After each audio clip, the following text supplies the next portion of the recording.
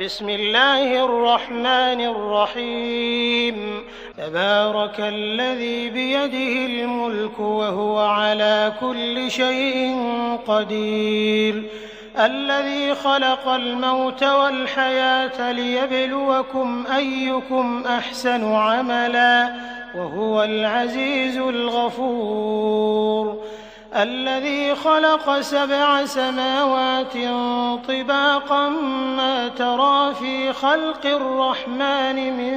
تفاوت فارجع البصر هل ترى من فطور ثم ارجع البصر كرتين ينقلب إليك البصر خاسئا وهو حسير ولقد زينا السماء الدنيا بمصابيح وجعلناها رجوما للشياطين وأعتدنا لهم عذاب السعير وللذين كفروا بربهم عذاب جهنم وبئس المصير إذا ألقوا فيها سمعوا لها شهيقا وهي تفور تكاد تميز من الغيظ كلما ألقي فيها فوج سألهم خزنتها ألم يأتكم نذير قالوا بلى قد جاءنا نذير فكذبنا وقلنا ما نزل الله من شيء إن أنتم إلا في ضلال كبير وقالوا لو كنا نسمع أو نعقل ما كنا في أصحاب السعير فاعترفوا بذنبهم فسحقا لأصحاب السعير إن الذين يخشون ربهم بالغيب لهم مغفرة وأجر كبير وأسروا قولكم أو اجهروا به إنه عليم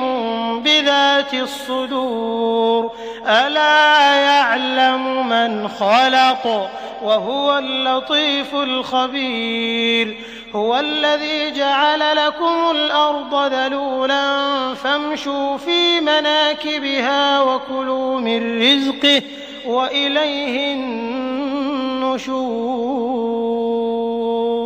أأمنتم من في السماء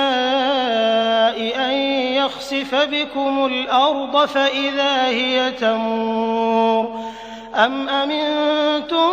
من في السماء أن يرسل عليكم حاصبا فستعلمون كيف نذير ولقد كذب الذين من قبلهم فكيف كان نكير أولم يروا إلى الطير فوقهم صافات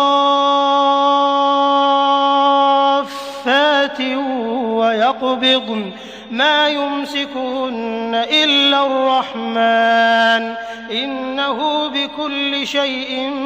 بصير أمن هذا الذي هو جند لكم ينصركم من دون الرحمن إن الكافرون إلا في غرور أمن هذا الذي يرزقكم إن أمسك رزقه بل لجوا في عتو ونفور أفمن يمشي مكبا على وجهه أهدى أمن يمشي سويا على صراط مستقيم قل هو الذي أنشأكم وجعل لكم السمع والأبصار والأفئدة قليلا ما تشكرون قل هو الذي ذرأكم في الأرض وإليه تحشرون ويقولون متى هذا الوعد إن كنتم صادقين قل إنما العلم عند الله وإنما أنا نذير مبين فلما رأوه زلفة سيئت وجوه الذين كفروا وقيل هذا الذي كنتم به تدعون قل أرأيتم إن أهلكني الله ومن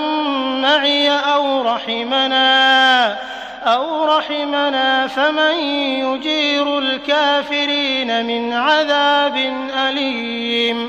قل هو الرحمن آمنا به وعليه توكلنا فستعلمون من هو في ضلال مبين قل أرأيتم إن أصبح ماؤكم غورا فمن يأتيكم بماء